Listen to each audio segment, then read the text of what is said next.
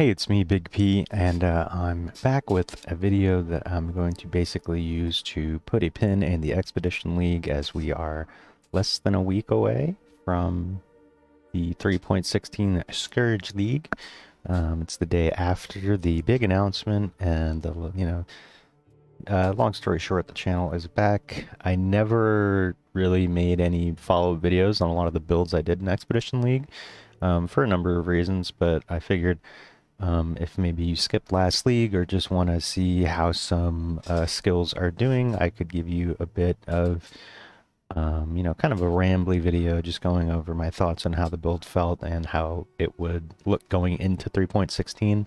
Obviously, it goes without saying that considering the new passive notable mastery system, the the builds themselves in terms of at least the skill tree might be very different, but I still think that generally speaking, you'll be able to use, you're not going to be in like a completely different part of the tree unless you like change ascendancies or something. So there's still value in going over exactly what is going on. I'll have PoBs up for every build that I feel is, worth going over. But yeah, let's just get into it because this might be a long, rambly video just by design, but I kind of just want to ramble a bit about Expedition and what I did. So let's start with where I started, which was the Bleed Shield Crush Gladiator. I'm not actually going to run a map with this one because there's actually plenty of content on this specific build, and it hasn't changed much.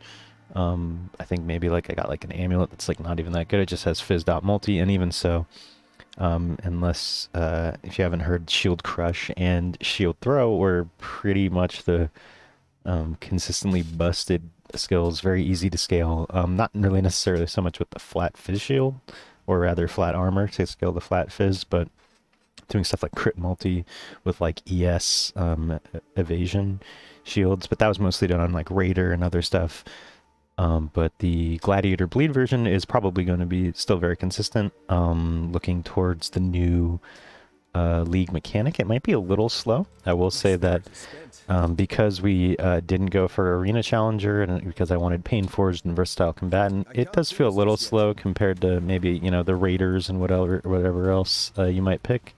But it's still very consistent. And the damage, while definitely not as flashy, you get to make up for it by not really dying as much. It's things being changed are the Shield Crush and Shield Throw are being nerfed slightly, both in terms of base attack time and flat damage scaling. So, maybe it's not exactly as broken as it's going to be. Like, I think if you tried it this league in Expedition, maybe don't do it again because it's going to feel probably slightly worse.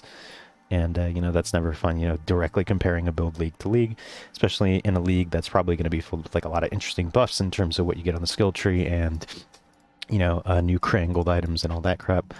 Oh, what the hell? I took out a jewel here. I'm not sure what I took out here. Oh, maybe I was just going in there because I think another cluster setup would have been good.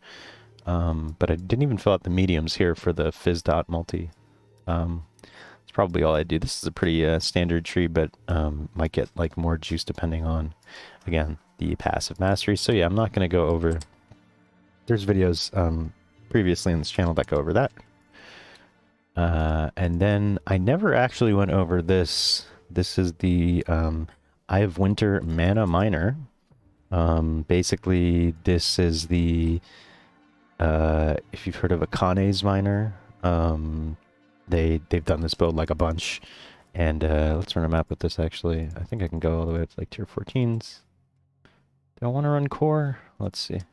It's an ascendant. It's a whatchamacallit. Ooh, that's a scary one.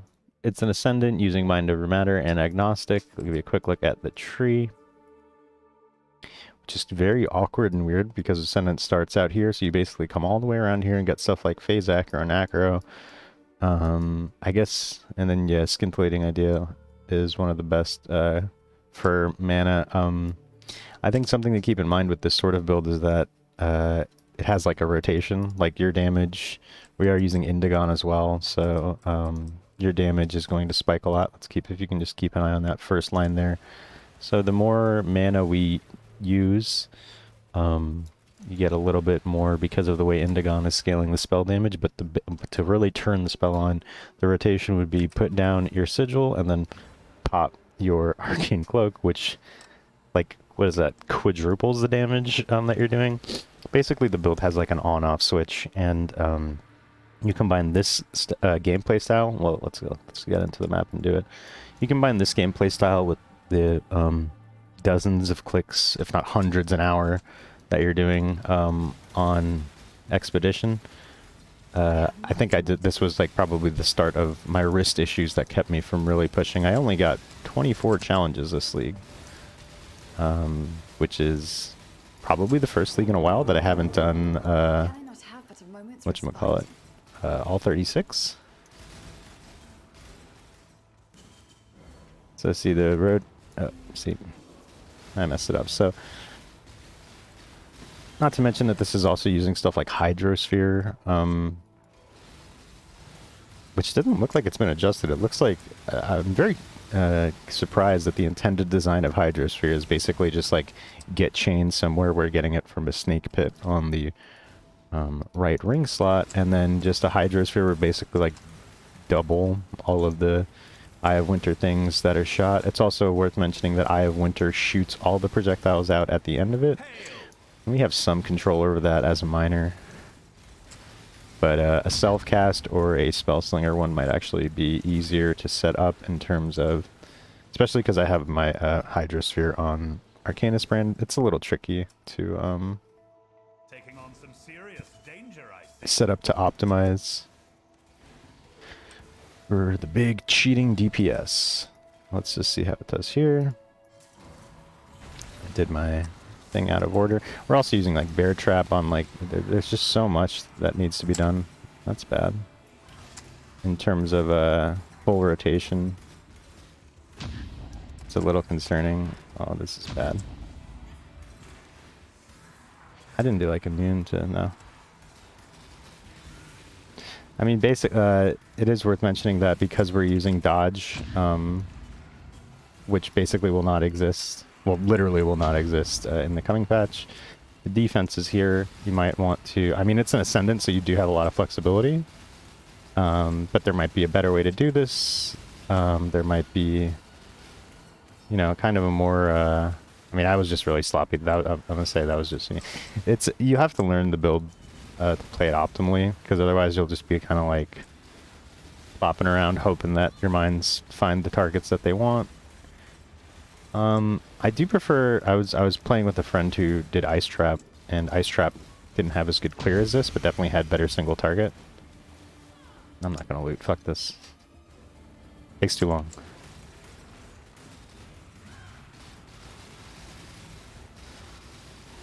Okay, and here's a bit of an issue in terms of clear, because it's not AoE, it's a projectile. We got two of them over here. Sometimes stuff can get a little trapped. There we go. Gotta throw it down proper. But, I mean, even without the, see, that wasn't even with the, you kind of snapshot, like, points of damage. Again, the damage is very volatile, so if you don't like the sort of more active playstyle where you have to put your sigil down and pop your arcane cloak manually and put your, whatchamacallit down, your Arcanus brand, and throw your Bear Trap, like, you know, there's...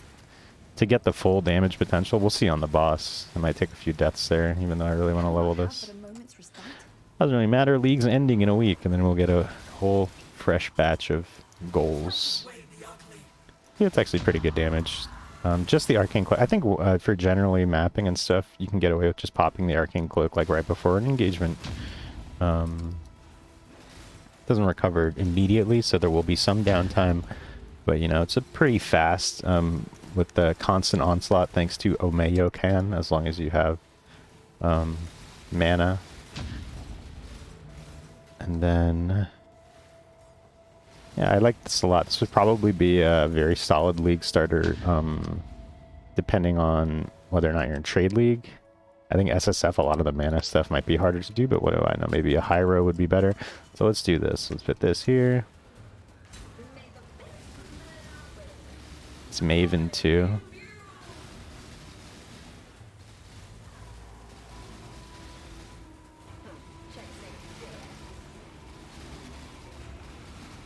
Damage looks pretty good, actually. We're phasing stuff pretty regularly.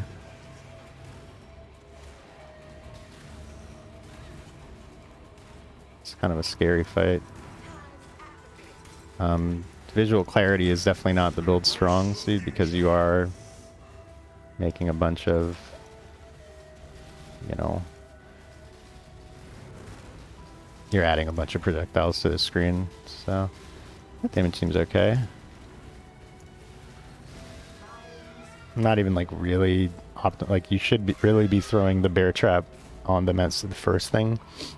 I mean, you know, it's hard to keep it all together, to be honest, and put on top of that dodging spells, but spells and attacks of a boss, but you stay alive. Well, that's pretty good damage for a tier 14 map. And we have LE Equilibrium. Oh, they have extra damage as lightning too. That's a little scary.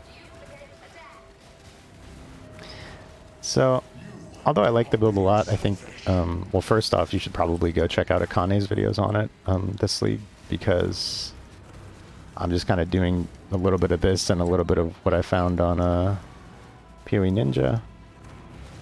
And it worked out okay for me. It just kind of was a little bit taxing on the wrists. And, I don't know, got a little bit... It's still pretty good. I mean, I think Eye of Winter actually is a pretty great spell no matter what you do. You can sling it if you want, if the mining is too much. Might even end up doing that. I feel like I'm going to start a Spellslinger Inquisitor in the coming league. We are pretty strong here, as long as I don't die right here. Oh wow, that was a big hit. Could have been bad. Hilarious. Let's see if we can get away with that. And I think the immediacy of focusing damage, you know, miners, luckily you get to kind of just throw your mines, and then if you have detonate on left click, it's, you know, it's okay. What's other things I might want to mention? I mean, the gear is pretty straightforward. Oh, I wanted to actually go over these because, yeah, just use when charges reach full, and because we are the Pathfinder Ascendancy, I believe we're Pathfinder and Hyro, to take advantage of mana and flask stuff. These are pretty much popping off all the time. I forgot that this was one of the ones that I actually set up like pretty much for full automation when mapping. And then I would just pop this when I got ignited, I guess. And then Laviangas just kind of helps you because if your Indigon will put it to the point where you can't use stuff, but then during the flask effect, your skills cost no mana, so you can just drop down as many mines as you need. Again, lot to press, lot to keep in mind, even with 3 of your flasks more or less automated, but still a very strong build. Maybe you lean a bit more into physical damage reduction instead of dodge now that we're going into, like, I don't know, the evasion itself isn't that much. It's really the dodge chance that's better thanks to the Ameokan and going into phase acro. But phase acro won't exist in a week, so, you know, it's going to be kind of hard to sell. It is scaling crit, not that much. Again, I only leveled it to 90. It was a very solid build. Oh, wow. See, I got Throat Seeker, and that'd be even slightly more damage. But either way, I do recommend this. But I'll leave my POB, but I would probably refer to both the PoE Ninja Ladder and the Akane videos that they did. And let's keep it going. My poor Inquisitor, I did do a video on this fire burst thing, but I actually never ended up 6-linking either of the staffs. So as you can see, I kind of stripped it down to throw gear on another thing. Perhaps we will give the Inquisitor Fire Burst another try, maybe even as a league starter in a week. But yeah, I'm obviously not going to run a map with this, and I just wanted to mention it. Again, there's a video on the experiment that was on the channel as well, if you're interested in that. And then we got into this is my character from the BPL. BPL this year was really cool. For me specifically, I had a terrible time because my first, within the first couple hours of the BPL itself, I was like getting really excited. I was like going to push really hard and like play this try hard self-cast Reap Unleash Assassin that I basically stole from jungroan. Shouts to jungroan, another great Path of Exile content creator. And a lightning strike hit something close enough that it fried my power line adapter or whatever. So long story short, I was playing most of the weekend on a Wi-Fi adapter, which contributed to a lot of deaths. This already isn't a very tanky build. I probably can't even run a tier 4. I mean, I'll try to run a tier 14 because the damage is good. Do we do a Crimson? Let's do a Dark Forest.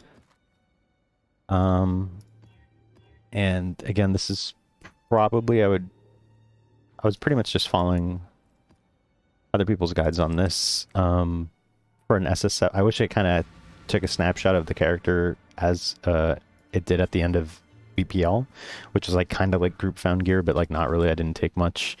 As soon as I got into Trade League, I'm like, all right, fuck this. Let's get a badge. Let's get some Circles of Guilt. Let's get...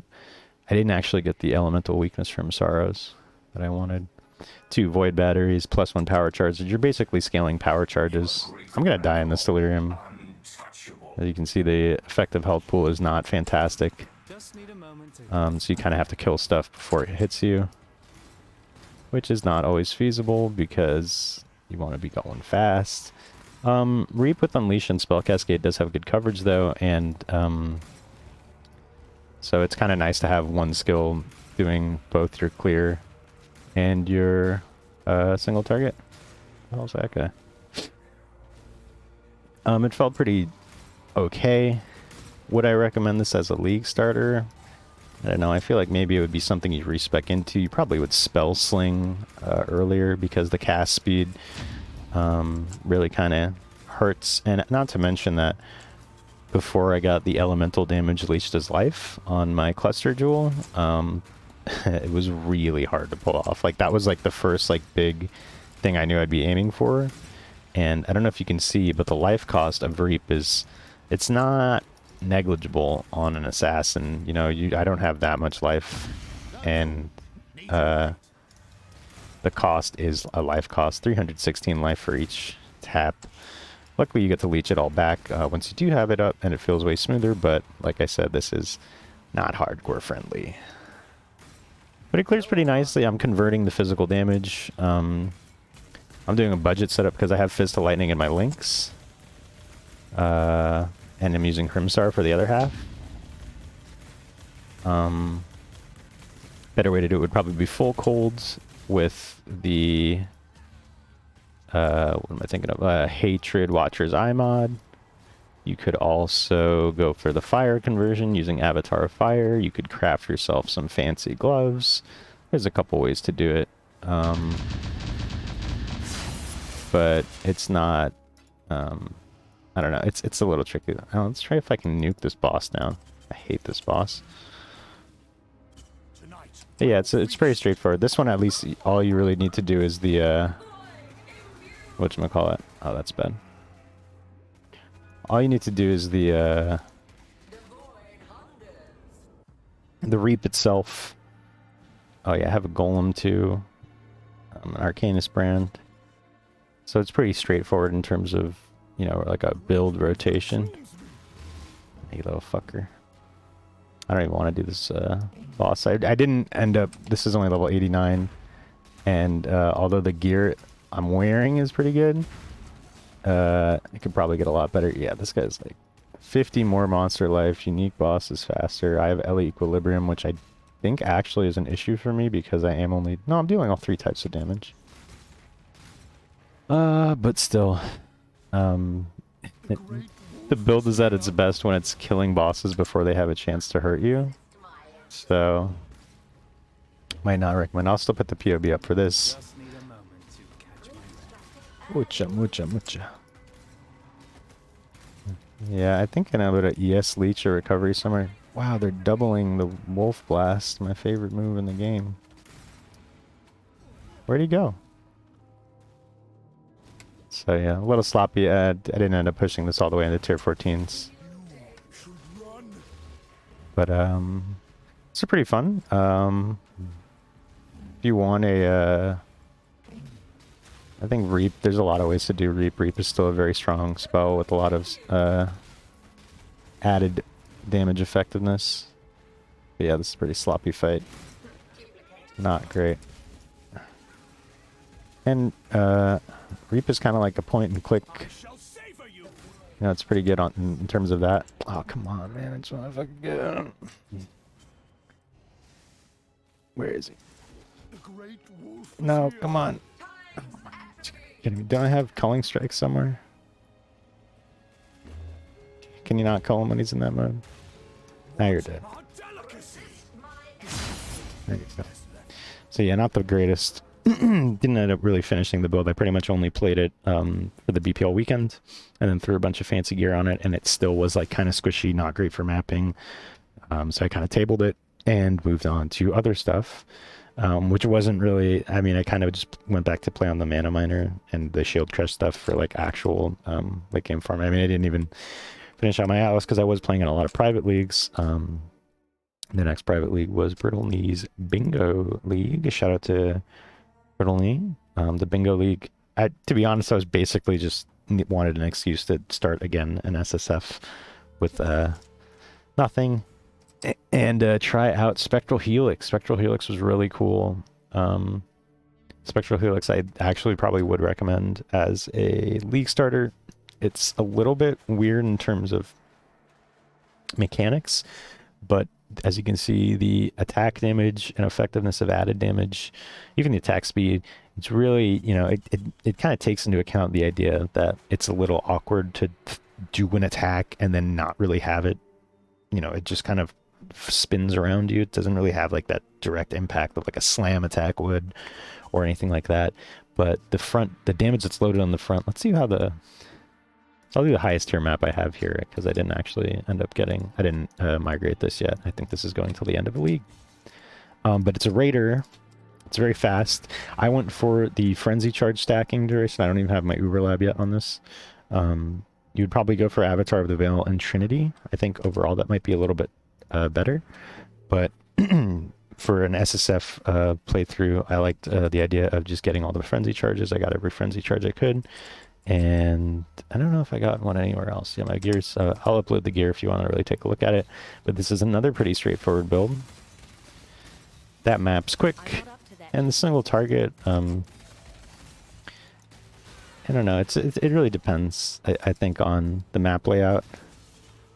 And like sometimes it feels like amazing, like sometimes if you can like really get like the blades like bouncing off a wall or something, it's insane. But you kind of really do have to be aware of the shape that your blades are going to take, because, well, there's a way to like throw it into the wall and just kind of have your skill be dead. It's pretty good for excavations. What the hell is this called? Expeditions. Because you kind of just, once you have enough attack speed, you just throw as many as you can, then move a little bit, throw as many as you can and move a little bit, and it clears them pretty fantastically. It is a little nerve-wracking to have to stand directly next to a lot of the stuff that you want to do full damage to. But it's not that bad. You're fast, you have a lot of evasion. I'm using a 4-link of Static Strike with Power Charge, Fortify, and Culling Strike. Not sure with the coming Fortify changes if you'll be able to do that, but that actually, you can see the Fortify up and the Power Charges can pretty much be up while mapping if you do it just like once every... my crit chance is pretty good. We're scaling crit. So it is kind of like a 2-button, maybe if you throw down the Ancestral. Although I think they're making it so that... No, maybe Spectral Helix will still work for it, because it uses a melee weapon. I read something in the patch notes that they were changing. Shouldn't really be affected too much by patch notes. Should be a pretty solid build with a number of ways to try it. I mean, basically, I just want to do it with the claw because you buy a lot of the good claw nodes, and it's just fast. It's raider. It's beautiful. I hadn't done a raider in quite some time. It looks like, I mean, raider is being adjusted in the coming patch, but it's not that bad. You're still going to have options like, you know, frenzy charge stacking for a bunch of cold damage. I'm using Ice Bite in my main links. And yeah, it's pretty nice. Nice to use Whirling Blades with a lot of attack speed. Unfortunately, we do have to use Dash as well because Whirling Blades can't get over gaps. Let's see how the single target is. I have a Flame Wall and an Assassin's Mark on my Arcanus brand. Not sure if this is actually optimal. I just know the Flame Wall adds a bunch of flat damage to your projectile. So if you can get it there, it's pretty nice. And so, as you can see, your attacks, you kind of want to... Let's do this as well. You kind of want to get your attacks... Like, you start doing the circles here, and then you kind of want your boss to be in, like, this area. So you just kind of weave back and forth. A couple here, dodge and attack. Couple here, dodge and attack. And then they'll be in this area getting hit by both. That's ideally. The bigger the boss, the better. Pump the music for this. I actually like this a lot. I think maybe its poison variant might be better, although it is important to consider your damage type. I like being able to, especially with the new ailment thresholds, even for unique enemies and bosses and stuff like that, hit something with a big cold crit that'll chill and or freeze them, whereas the poison variant is going to be a little bit slower. You're going to be like ramping up a bunch of poisons on it, so I don't know how good that'll be, but should be okay. Unfortunately, there's no walls here, so you can't really do the bouncy on this.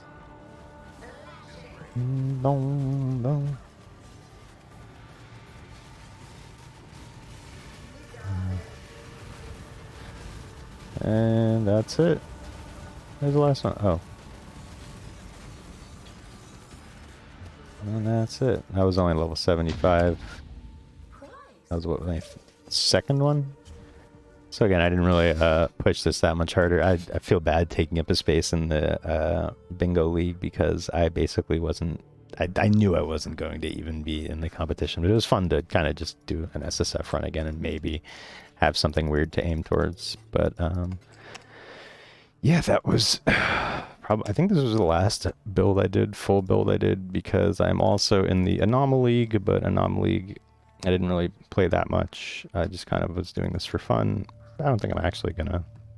Anomalige is normal drops only and no vendoring. The normal drop only was more interesting to me, but it was really the no vendoring that will make this a really difficult and interesting league. But I'm not going to go over this because this is I'm in Act 4 or whatever. But yeah, overall expedition, I liked it a lot. I'm glad it's going core. I'm glad that there's going to be auto pickup for the currency now, because one of the main reasons I was going to do a video on why I kind of stopped playing expedition, or at least didn't play it as much as I normally do, but they're kind of addressing it both in expedition specifically and generally in the game. They're stacking items. Auto pickup is more of a thing now. So yeah, it's already a pretty long video, but just kind of wanted to clump alt stuff. You know, none of those builds really came together or were original enough for me to warrant making a build guide, but I think this coming league, specifically with the passive mastery stuff that's coming, you know, there's going to be more interesting builds there's going to be more try-hard pushing builds available, you know, and there's going to be a lot more flexibility just overall. It's going to be a lot more fun to play with than I had in Expedition League, where I kind of just would try something and it would kind of fail, kind of work, but I'm always kind of lazy and cheap. I don't want to invest into a character, and it certainly doesn't help if my wrists start acting up, but I think this coming league should be okay. Let me know what kind of videos you want to see on the channel, if you have any ideas for the coming league, if you're hyped as I am, because it's looking pretty good, and I have an excuse to just blast on Path for a week or two, and then beyond, hopefully. But yeah, like and sub, because the channel's back, Path is back in a big way, and I will see you in the next one.